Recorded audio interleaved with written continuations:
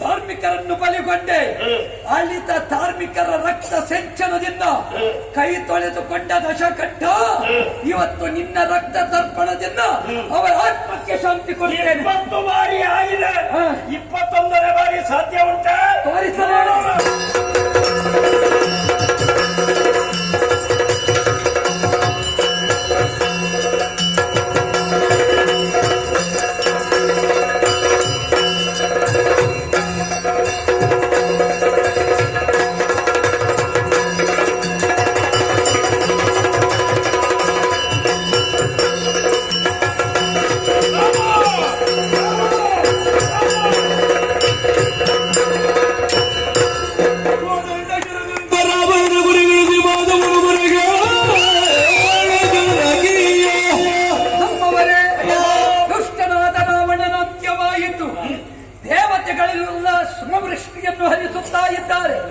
ಆದರೆ ಈ ವೇಳೆಯಲ್ಲಿ ಜಾನಕಿಯನ್ನು ಕಾಣಬೇಕು. ಆಂಜನೇಯ, ಅಶೋಕವನದಲ್ಲಿದ್ದ ಸೀತೆಯನ್ನು ಕರೆತರುವೆ. ಈ ಕ್ಷಣವೇ ಜಾನಕಿಯ ಕಡೆಗೆ ಮಾರುತಿ ಕರೆತಂದಳು ಸರ್ವರ ಸಮ್ಮುಖಕ್ಕೆ. ಪ್ರಾಣೇಶ್ವರ, ಇದು ಸೀತೆಯ ಪರಿಣಾಮಗಳು. ಕರುಣಿ ಜಾನಕಿ ನೆನೆದು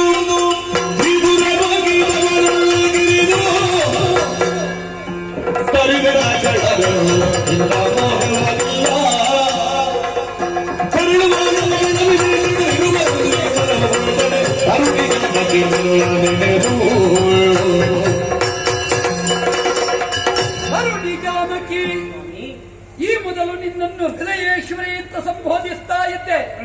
ಇವತ್ತ್ಯಾಕೋ ನನ್ನ ಬಾಯಿಂದಂತಹ ಮಾತುಗಳು ಹೊರಬರುತ್ತಾ ಇಲ್ಲ. ಕಾರಣವಿದೆ. ನೀ ಯೋಚಿಸಿರಬಹುದು, ನನ್ನ ದೆಸೆಯಿಂದಲಾಗಿ ಕಳರವಧೆಯಾಯಿತು ಎಂಬ ಹಾಗೆ. ಪಂಚವಟ್ಯದ ನಿನ್ನ ಪ್ರಶ್ನೆಯನ್ನು ಮತ್ತೊಮ್ಮೆ ನೆನಪಿಸಿಕೋ ಜಾನಕಿ. ದುಷ್ಟ ಮತನ ಎನ್ನುವುದು ಮಾಡದೆ ಮರಳಿ ಪುರಸೇರಲಾರೆ ಅಂತ ಆಡಿದ್ದೆ ನಾನು. ಕಲರನ್ನು ಕೊಳ್ಳುವಲ್ಲೇ ಈ ಸ್ವರೂಪ ನಿಮಗೆ ಭೂಷಣವೇ ಅಂತ ಪ್ರಶ್ನಿಸಿದ್ದೆ. ಇದೀಗ ಕಡ್ಡೆಯಲ್ಲಾದ ಶಕಂಠಾದಿಗಳ ವಧೆ, ಅವರನ್ನು ವಧಿಸಿ ಮತ್ತೊಮ್ಮೆ ನಿನ್ನನ್ನು ಪರಿಗ್ರಹಿಸ್ತೇನೆ ಎಂಬ ಹಾಗೆ ಕರೆತಂದು ನಿನ್ನನ್ನು ನನ್ನ ಸಮ್ಮುಖದಲ್ಲಿ ಆಂಜನೇಯ ನಿಲ್ಲಿಸಿದ್ರೆ, ನೇತ್ರರೋಗಿಯೊಬ್ಬನಿಗೆ ದೀಪದ ಬೆಳಕನ್ನು ಕಂಡಾಗ ಯಾವ ಅನುಭವವಾಗುತ್ತದೆಯೋ ಅಂತಹ ಅನುಭವ ನಿನ್ನನ್ನು ನೋಡುವಾಗ ನನಗಾಗುತ್ತಾ ಇದೆ. ಭವಿಷ್ಯದಲ್ಲಿ ಸಾಕೇತದ ಧರ್ಮ ಸಿಂಹಾಸನವನ್ನು ಏರುವುದಕ್ಕಿರುವವ ನಾನು. ರಾಜಾರಾಮನೇ ವಿನಃ ಸೀತಾರಾಮನಲ್ಲ ಜಾನಕಿ. ಆದ್ದರಿಂದ ಆಶ್ರಯ ಕೇಳಿ ಬಂದವರಿಗೆ ಪ್ರತಿಯೊಬ್ಬರಿಗೂ ಆಶ್ರಯ ಕೊಟ್ಟ ರಾಮನಲ್ಲಿ ಸೀತೆಗೆ ಆಶ್ರಯ ಇಲ್ಲ ಅಂತ ಭಾವಿಸಬೇಡ. ಓಡಿಸ್ತೇನೆ ಹೇಗೆ ಬಲ್ಲೆಯ. ನಿನಗೆ ಆಶ್ರಯ ಬೇಕು ಅಂತಿದ್ದರೆ ಸುಗ್ರೀವ, ಹನುಮಂತ, ವಿಭೀಷಣ, ಭರತ, ಶತ್ರುಘ್ನ, ಲಕ್ಷ್ಮಣ ಇವರಲ್ಲಿ ಆಶ್ರಯ. ರಾಮ ರಾಮ ರಾಮ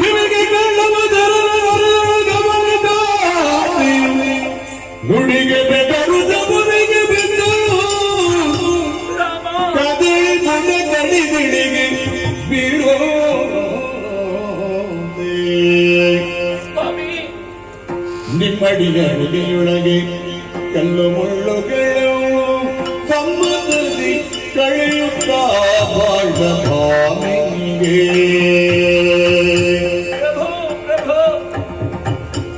ಸಮ್ಮಾನ ಎಸಗಿದಿರಿ ಶಂಕೆ ಮಡಿ ದುಮ್ಮಾನ ಏಕೆನಗೆ ಸಾವಿ ಲೇಸಬಹುದು. ದುಮ್ಮಾರವೇಕೆನಗೆ ಸಾವಿ ಲೇಸಬಹುದು. ರಾಮ ರಾಮ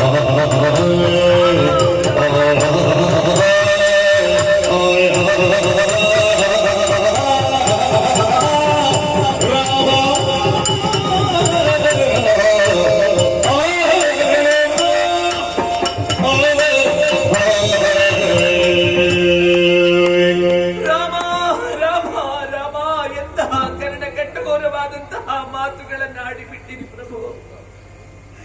ಈ ಮಾತನ್ನು ಕೇಳಿ ಸಹಿಸುವಂತಹ ಶಕ್ತಿ ಈ ಸೀತೆಗೆ ಇಲ್ಲ.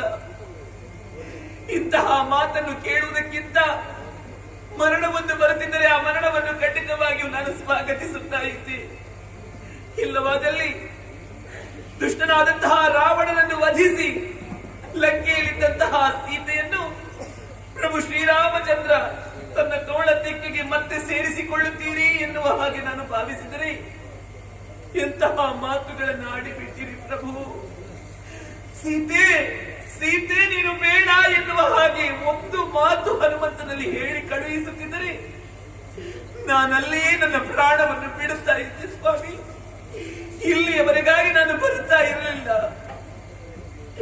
ಸರಮೆ ಆಡಿದಂತಹ ಮಾತು ಇಂದಿಗೂ ನೆನಪಿದೆ. ಶ್ರೀರಾಮಚಂದ್ರ ಬಂದೇ ಬರುತ್ತಾನೆ, ನಿನ್ನನ್ನು ಕೊಂಡು ಹೋಗುತ್ತಾನೆ, ದುಷ್ಟನಾದಂತಹ ರಾವಣನನ್ನು ವಧಿಸುತ್ತಾನೆ ಎನ್ನುವಂತಹ ಮಾತು. ಆದರೆ ದುಷ್ಟನ ರಾವಣನನ್ನು ವಧಿಸಿದ್ದು ಸತ್ಯವಾಯಿತು. ನೀವು ನನ್ನನ್ನು ಕರೆದುಕೊಂಡು ಹೋಗುತ್ತೀರಿ ಎನ್ನುವಂತಹ ಮಾತು ಸುಳ್ಳಾಗಿ ಹೋಯಿತಲ್ಲ. ಶುದ್ಧ ವೃತ್ತಿಕೆಯಲ್ಲಿ ಹುಟ್ಟಿದವಳು ನಾನು. ನಾಡಿನ ಮಣ್ಣಾದರೇನು ಕಾಡಿನ ಮಣ್ಣಾದರೇನು ಎರಡೂ ಒಂದೇ ಎನ್ನುವ ಹಾಗೆ ತಿಳಿದು ನಾಡನ್ನು ಬಿಟ್ಟು ನಿಮ್ಮೊಂದಿಗೆ ಕಾಡನ್ನು ಸೇರಿದವಳು. ಕಲ್ಲು ಮುಳ್ಳುಗಳನ್ನು ತುಳಿದು ಸುಖವೇ ಬರಲಿ ಕಷ್ಟವೇ ಬರಲಿ ಎಲ್ಲವನ್ನು ಸಮಾನವಾಗಿ ಸ್ವೀಕರಿಸುತ್ತೇನೆ ಎನ್ನುವ ಹಾಗೆ ತಿಳಿದು ನಿಮ್ಮೊಂದಿಗೆ ಬಾಳ್ವೆಯನ್ನು ನಡೆಸಿದಂತಹ ಈ ಭಾಮಿನಿಗೆ ಶಂಕೆ ಎನ್ನುವಂತಹ ಮಣಿಮಾಲೆಯನ್ನು ಪೋಣಿಸಿ ಸನ್ಮಾನವನ್ನೇ ಮಾಡಿಬಿಟ್ಟಿರ ಪ್ರಭೋ, ಸನ್ಮಾನವನ್ನೇ ಮಾಡಿಬಿಟ್ಟಿರ ಸ್ವಾಮಿ. ಲಂಕೆಯಲ್ಲಿರುವಂತಹ ಸಂದರ್ಭದಲ್ಲಿ ಅಶೋಕವನವೇ ನನಗೆ ನೆಲೆಯಾಯಿತು, ಶಿಂಶುಪ ವೃಕ್ಷವೇ ನನ್ನ ಮನೆಯಾಯಿತು. ರಾಮ ಧ್ಯಾನವನ್ನು ಬಿಟ್ಟು ಅನ್ಯ ಧ್ಯಾನವನ್ನು ನಾನು ಮಾಡಿದವಳಲ್ಲ. ರಾವಣನೊಡನೆ ಮಾತನಾಡುವಂತಹ ಒಂದು ಸಂದರ್ಭ ಒದಗಿ ಬಂದರೆ ತೃಣವೊಂದನ್ನು ಮುರಿದು ಆ ತೃಣದೊಂದಿಗೆ ನಾನು ಮಾತನಾಡುತ್ತಿದ್ದವಳು. ಅಂತಹ ಸೀತೆಯ ಚಾರಿತ್ರ್ಯದ ಮೇಲೆ ದೋಷವನ್ನು ಕಂಡರೆ ಇಲ್ಲ. ಈ ದೋಷವನ್ನು ಹೊತ್ತುಕೊಂಡು ನಿಮ್ಮೊಂದಿಗೆ ನಾನು ಬರಲಾರೆ ಅಯೋಧ್ಯೆಗೆ. ನನಗಿರುವಂತಹ ದಾರಿ ಒಂದೇ ಸ್ವಾಮಿ, ನಿಮ್ಮ ಕಾಲ ಬುಡದಲ್ಲಿ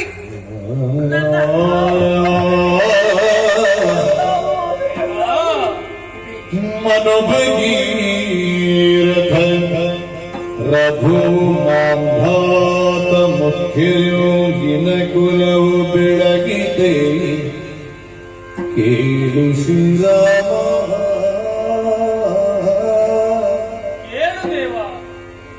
ಮನೆತನದ ಮುಂದೆ ಮನವಲಿ ಮುನಿವರಿ ಪೂರ್ವಜರು ಕೇಳು ಶ್ರೀರಾಮ. ಮನೆತನದ ಮುಂದೆ ಮನವಲಿ ಮುನಿವರಿ ಪೂರ್ವಜರು ಕೇಳು ಶ್ರೀರಾಮ. ರಾಮ ರಾಮ ರಾಮ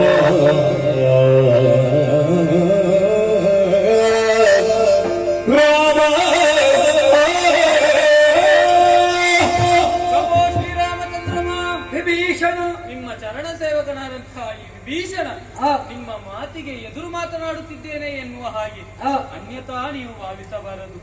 ದೇವಾ, ಸೀತಾ ಮಾತೆ ಎಷ್ಟು ಶುದ್ಧ ಚಾರಿತ್ರವಂತಳೆಂಬುದನ್ನು ಪ್ರಪಂಚವೇ ತಿಳಿದುಕೊಂಡಿದೆ. ಹೀಗಿರುವಾಗ ರಾವಣನ ವಧೆಯಾದ ಬಳಿಕ ಸೀತಾ ಮಾತೆಯನ್ನು ನೀವು ಪ್ರೀತಿಯಿಂದ ಸ್ವೀಕರಿಸುತ್ತೀರಿ ಎನ್ನುವ ಹಾಗೆ ನಾವೆಲ್ಲರೂ ಭಾವಿಸಿದರೆ ತಿರಸ್ಕರಿಸುತ್ತಾ ಇದ್ದೀರ ದೇವ. ಸಂಶಯವನ್ನೇ ವ್ಯಕ್ತಪಡಿಸುತ್ತಾ ಇದ್ದೀರ ದೇವ. ದಶರಥ ಮಹಾರಾಜನ ಮಗನಾಗಿ ಅಯೋಧ್ಯೆಯ ಮಹಾರಾಜನಾಗಿ ಮೆರೆಯಬೇಕಾದಂತಹ ಅಯೋಧ್ಯಾದೀಪವೆನಿಸಿದಂತಹ ಸೀತಾಮಾತೆಯ ಮನಸ್ಸನ್ನು ಘಾತಿಸುವುದಕ್ಕೆ ಮುಂದಾಗುತ್ತಾ ಇದ್ದೀಯ ದೇವ. ದೇವ, ನಿಮ್ಮ ಕಾಲ ಬುಡದಲ್ಲಿ ಬಿದ್ದು ಕರವನ್ನು ಜೋಡಿಸಿ ಬೇಡುತ್ತಾ ಇದ್ದೇನೆ. ಸೀತಾಮಾತೆಯನ್ನು ಸ್ವೀಕರಿಸು ದೇವ, ಸ್ವೀಕರಿಸು. ಆಂಜನೇಯ ವ್ಯಾಪ್ತವಾದಂತಹ ಶರಧಿಗೆ ಸೇತುವನ್ನು ಬಲಿದು ರಾವಣಾದಿ ಖಳರನ್ನು ಸಂಹರಿಸಿ ಸೀತಾಮಾತೆಯನ್ನು ಪರಿಗ್ರಹಿಸಬೇಕಾದಂತಹ ಈ ಮುಹೂರ್ತದಲ್ಲಿ ಯಾಕೆ ಪ್ರಭೋ ನಿಮಗಿಂತಹ ನಿರ್ಲಿಪ್ತ ಭಾವ? ಪೂರ್ವದಲ್ಲಿ ಶಾಪಗ್ರಸ್ತಳಾದಂತಹ ಮುನಿ ಸತ್ಯವನ್ನು ಉದ್ಧರಿಸಿದವರು ನೀವು. ಈಕೆ ಪರಮ ಪತಿವ್ರತೆ ಇದ್ದಾಳೆ. ಮನೆತನದ ಮುತ್ತೈದೆ ಮನವಲ್ಲಿ ಘಾತಿಸಲು ಅಳಿದಂತಹ ನಿಮ್ಮ ಪೂರ್ವಜರು ಕೋಪಿಸಿಕೊಳ್ಳುವುದಕ್ಕೆ ಸಾಧ್ಯ ಇದೆ. ಹಾಗಾಗಿ ತಾಯಿಯನ್ನು ಪರಿಗ್ರಹಿಸುವುದೇ ಪರಿಗ್ರಹಿಸಿ. ಅಣ್ಣ ರಾಮಚಂದ್ರಮ್ಮ, ಲಕ್ಷ್ಮಣ, ನಾವು ಕಳೆದುಕೊಂಡಂತಹ ಸೀತಾಮಾತೆ ಮತ್ತೊಮ್ಮೆ ನಮಗೆ ಸಿಕ್ಕಿದ್ರಲ್ಲ ಎನ್ನುವಂತ ಸಂತೋಷದಲ್ಲಿ ನಾವೆಲ್ಲವರು ಇದ್ದವರು. ಆದ್ರೆ ಆ ಸಂತೋಷ ಎಲ್ಲ ಇಷ್ಟು ಬೇಗ ಈ ರೀತಿಯಾಗಿ ಹೋಯ್ತಲ್ಲ, ಮಾತೆಯ ಮೇಲೆ ಸಂಶಯವೇ? ಬೇಡಣ್ಣ ಬೇಡ. ಸೀತಾಮಾತೆ ಹೇಗೆಂಬುದನ್ನು ಪಂಚವಟಿಯಲ್ಲಿ ಇರುವಾಗಲೇ ಅರ್ಥ ಮಾಡಿಕೊಂಡವ ಈ ಲಕ್ಷ್ಮಣ. ಇದು ಕೈ ಮುಗಿದು ಕೇಳುತ್ತಾ ಇದ್ದೇನೆ, ಸ್ವೀಕರಿಸೋಣ, ಸ್ವೀಕರಿಸೋಣ. ರಮಣನಗಲಿದ ಮೇಲೆ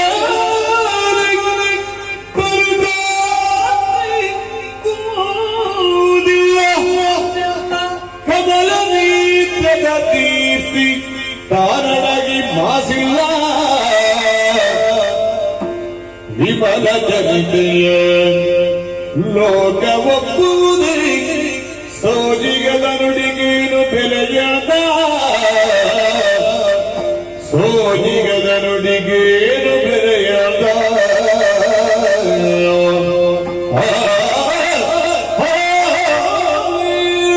ನಮ್ಮವರೇ, ಸೀತೆಯ ಮೇಲೆ ನಿಮಗಿರಬಹುದಾದ ಅಪಾರ ಅಭಿಮಾನವೇ ನಿಮ್ಮಿಂದ ಇಂತಹ ಮಾತುಗಳನ್ನಾಡಿಸ್ತಾ ಬಿಟ್ಟು ಎನ್ನುವುದು ಸ್ಪಷ್ಟ. ಆದರೆ ನೀವು ಚೆನ್ನಾಗಿ ಯೋಚನೆ ಮಾಡಿ, ಭವಿಷ್ಯದಲ್ಲಿ ಸಾಕೇತದ ಪೀಠವನ್ನೇರುವ ಸಂದರ್ಭ ರಾಜಾರಾಮತ್ವ ಎನ್ನುವುದು ಸ್ಥಾಯೀಭೂತಗೊಳ್ಳಬೇಕು. ಯಾವ ಕಾಲಕ್ಕೂ ಸೀತಾರಾಮರಾಗಿ ನನ್ನನ್ನು ಜನಮಾನಸ ಕಂಡು ಅವಹೇಳನ ಮಾಡುವ ಸ್ಥಿತಿ ನಿರ್ಮಾಣವಾಗಕೂಡದು. ಯಾವಾಗ ಸೀತೆಯನ್ನು ಕರೆಕೊಂಡು ನಾನು ಅಯೋಧ್ಯೆಯಿಂದ ಹೊರಟೆನೋ ಅಂದಿನಿಂದ ಇಂದಿನವರೆಗಿನ ದೇಹ ಪ್ರಕೃತಿಯ ವ್ಯತ್ಯಾಸವನ್ನೊಮ್ಮೆ ನೀವು ಗಮನಿಸಿ. ಒಬ್ಬಳಾಕೆ ಹೆಣ್ಣು ಗಂಡನನ್ನು ಕಳಕೊಂಡ ಕೆಲವೇ ಸಮಯದಲ್ಲಿ ಆಕೆಯ ಕಾಯ ಕೃಶವಾಗುತ್ತದೆ, ನೇತ್ರ ದೀಪ್ತಿ ಮಾಸುತ್ತದೆ. ಕಂಡಿರಾ ಜಾನಕಿಯನ್ನು, ಈಕೆಯ ತನುಕಾಂತಿ ಕುಂದಿಲ್ಲ, ನೇತ್ರ ದೀಪ್ತಿ ಮಾಸಿಲ್ಲ.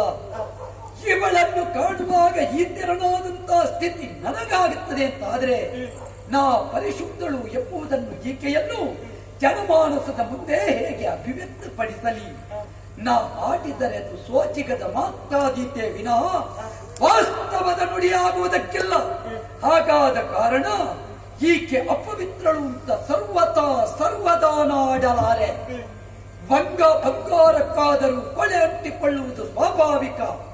ಆ ಕೊಳೆಯನ್ನು ಕಳೆಯುವುದಕ್ಕೆ ಬೆಂಕಿಗೆ ಹಾಕಿ ಕಾಯಿಸಿ ಪರಿಶುದ್ಧಗೊಳಿಸಿ ಅಪರಂಜಿಯಾಗಿ ಪರಿಕ್ರಯಿಸುವುದು ಪ್ರಾಜ್ಞನಾದವನ ಕರ್ತವ್ಯ.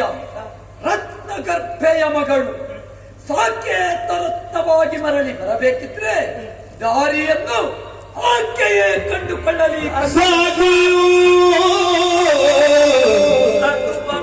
ಸಾಕೇತ ನೃಪನಂದನ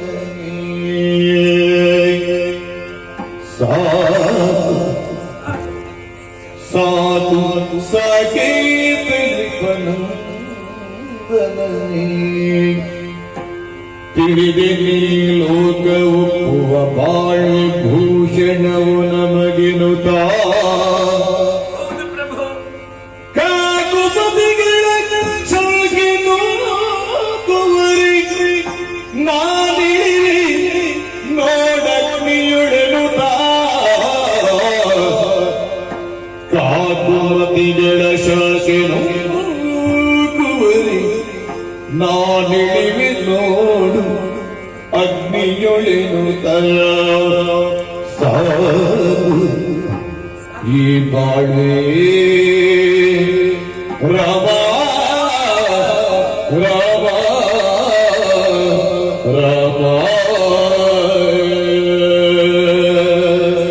ಸ್ವಾಮಿ ಸಾಕು, ನಿಮ್ಮ ಮಾತಿನ ಅರ್ಥವೆಲ್ಲವೂ ನನಗಾಯಿತು.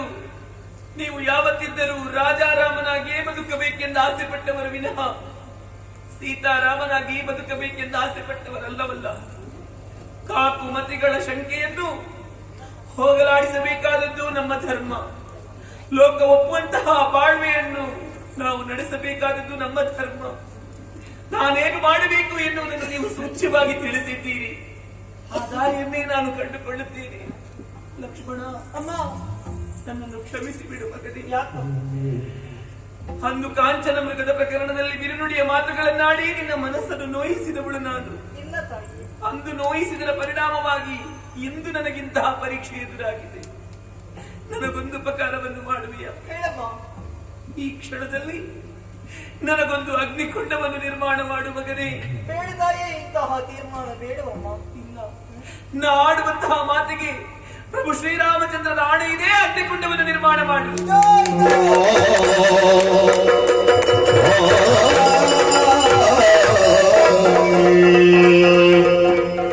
ಕರ್ಮಣ ಮನಸ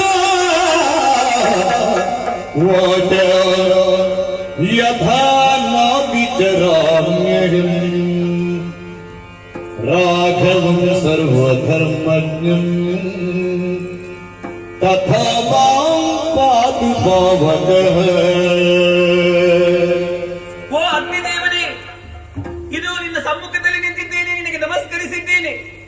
ಓ ಹವ್ಯವಾಹನನೇ, ಯಜ್ಞಕುಂಡದಲ್ಲಿ ಉರಿದು ಯಜ್ಞದ ಹವಿಸ್ಸನ್ನು ದೇವತೆಗಳಿಗೆ ಅರ್ಪಿಸುವಂತಹ ಹವ್ಯವಾಹನ ನೀನು. ಅಡುಗೆ ಮನೆಯ ಒಲೆಯಲ್ಲಿ ಉರಿದು ಪಾಕ ಪೂರಕನಾಗುವನು ನೀನು.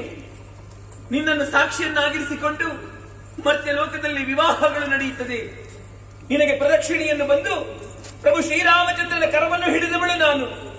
ನಿನ್ನ ಸಮ್ಮುಖದಲ್ಲಾಡುವಂತಹ ಮಾತು ಕಾಯೇನ ವಾಚಾ ಮನಸ ತ್ರಿಕರಣ ಪೂರ್ವಕವಾಗಿ ಪ್ರಭು ಶ್ರೀರಾಮಚಂದ್ರನಲ್ಲದೆ ಅನ್ಯ ಪುರುಷನನ್ನು ನಾನು ಧ್ಯಾನಿಸಿದವಳಲ್ಲ. ಅದು ಸತ್ಯವೇ ಆದಲ್ಲಿ, ನಾನು ಪವಿತ್ರಳೇ ಹೌದಾದಲ್ಲಿ ನಿನ್ನ ಒಡಲೊಳಗೆ ಸೇರಿಸಿ ಮತ್ತೆ ಪ್ರಭು ಶ್ರೀರಾಮಚಂದ್ರನ ತೋಳದಿಕ್ಕಿಗೆ ಸೇರಿಸುವಂತಹ ಹೊಣೆಗಾರಿಕೆ ನಿನಗಿದೆ. ಒಂದು ವೇಳೆ ನಾನು ಅಪವಿತ್ರಳು ಹೌದೇ ಆದಲ್ಲಿ ಸರ್ವಭಕ್ಷಕನಾದಂತಹ ನೀನು ನನ್ನನ್ನು ನುಂಗಿ ನೊಡೆದು ಬಿಡು. ಇದು ನನ್ನ ಪಾತಿವೃತ್ಯಕ್ಕೆ ನಾನು ಸಾಕ್ಷಿ ನಿಲ್ಲಿಸಿದವಳಿದ್ದೇನೆ. ನನ್ನ ಪಾತಿವೃತ್ಯಕ್ಕೆ ಸೂರ್ಯ ಚಂದ್ರನೇ ಸಾಕ್ಷಿ, ತ್ರಿಮೂರ್ತಿಗಳೇ ಸಾಕ್ಷಿ, 4 ವೇದಗಳೇ ಸಾಕ್ಷಿ, ಪಂಚಭೂತಗಳೇ ಸಾಕ್ಷಿ, 33 ಕೋಟಿ ದೇವತೆಗಳೇ ಸಾಕ್ಷಿ, ನನ್ನನ್ನು ಎತ್ತಿ ಆಡಿಸಿದಂತಹ ಮಿಥಿಲೆಯ ಪುರಜನರೇ ಸಾಕ್ಷಿ, ನನ್ನ ಅಪ್ಪನಾದಂತಹ ಜನಕ ಮಹಾರಾಜನೇ ಸಾಕ್ಷಿ, ಅಯೋಧ್ಯೆಯ ಸಮಸ್ತ ಪ್ರಜೆಗಳೇ ಸಾಕ್ಷಿ, ಪಂಚವಟಿಯೇ ಸಾಕ್ಷಿ, ಅತ್ರಿಜಾಯೇ ಸಾಕ್ಷಿ, ಸರ್ವಮಿತ್ರಿಜಟೇರೇ ಸಾಕ್ಷಿ, ಲಕ್ಷ್ಮಣ ಹನುಮಂತ ವಿಭೀಷಣನೇ ಸಾಕ್ಷಿ, ನನ್ನ ಪಾತಿವೃತ್ಯಕ್ಕೆ ನನ್ನ ಹೆತ್ತವೇ ಭೂಮಿ ತಾಯಿಯೇ ಸಾಕ್ಷಿ.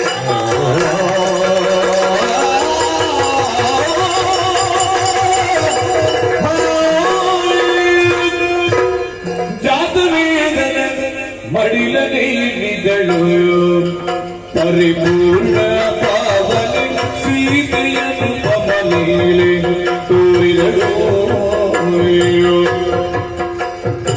ಸಾತೆಯ ಮುಡಿ ಇಳಿದು ತಂದಿರುವುದ ನೀತಿಯುದಲಿ ಪಾತಿರದಿದ್ದ ದುರ್ಪರ್ವಣದೆ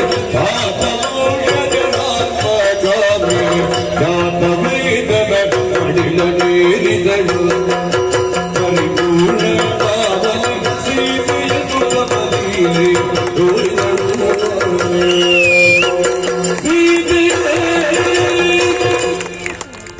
ಹೃದಯೇಶ್ವರಿ ಜಾನಕಿ, ಹೃದಯೇಶ್ವರ ಜಾತವೇದನ ಮಡಿಲ ಏರಿದೆ ನೀನು. ಏರಲಿಲ್ಲ. ಯಾವಾಗ ನೀನು ಈ ಅಗ್ನಿ ಪ್ರವೇಶವನ್ನು ನೀನೇ ಆಯ್ಕೆ ಮಾಡಿಕೊಂಡೆಯೋ, ನೀ ಅಗ್ನಿಕುಂಡವನ್ನು ಪ್ರವೇಶ ಮಾಡುವ ಹೊತ್ತಿನಲ್ಲಿ ಅಂಬರದಿಂದ ಇಳಿದರು ಪರಮೇಷ್ಠಿ ಪರಮೇಶ್ವರಿ.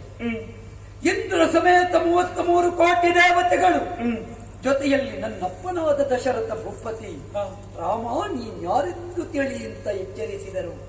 ನಾ ಆಡಿದ್ದಿಷ್ಟೇ, ಆತ್ಮಾನಂ ಮಾನುಷಂ ಮನ್ಯೇ ರಾಮಂ ದಶರಥಾತ್ಮಜಂ. ನಾನು ದಾಶರಥಿ ಇದ್ದೇನೆ. ಮನುಷ್ಯ ಮಾತ್ರನಾದವನು ತಾನು ಶುದ್ಧಾತ್ಮ ಅಂತ ತೋರಿಸಬೇಕಿದ್ರೆ ಈ ತ್ರೇತಾಯುಗದಲ್ಲಿ ಅವರಿಗಿರುವ ದಾರಿ ಅಗ್ನಿ ಪರೀಕ್ಷೆ ಒಂದೇ.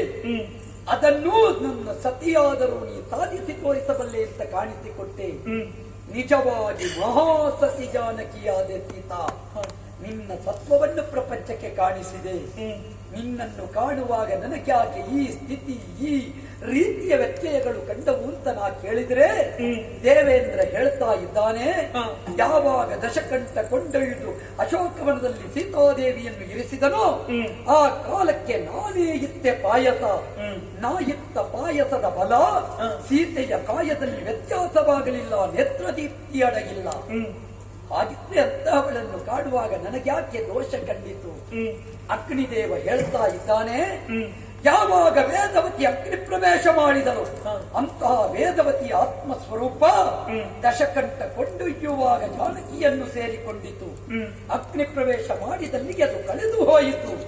ಜಾತ ವೇದನ್ನು ಮಡಿಲ ಸೇರಿಸಿ ಮತ್ತೆ ಇತ್ತನು ನಿನಗೆ ಎನ್ನ. ಆದ್ದರಿಂದಲೇ ಭೂತಾತ್ಮಳಾಗಿ ನಿನ್ನನ್ನು ಪೂಷವಂಶಸ್ಥನಾಗಿ ಸ್ವೀಕರಿಸಿದ್ದೇನೆ. ಧನ್ಯತೆಯನ್ನಂತೆ ಜಾನಕಿ, ಯೋಚನೆ ಮಾಡಬೇಡ. ಸೀತಾರಾಮ ಅಂತ ಹೆಮ್ಮೆಯಿಂದ ಹೇಳಿಕೊಳ್ಳುತ್ತಾ ಇದ್ದೇನೆ. ಇಲ್ಲಿರುವುದಲ್ಲವಲ್ಲ, ಇಲ್ಲಿಯ ಪ್ರಕ್ರಿಯೆಯನ್ನು ಪೂರೈಸಿ ಸಾಗಬೇಕಾದಂತ ಅಯೋಧ್ಯೆಗೆ ಗಮಿಸೋಣ.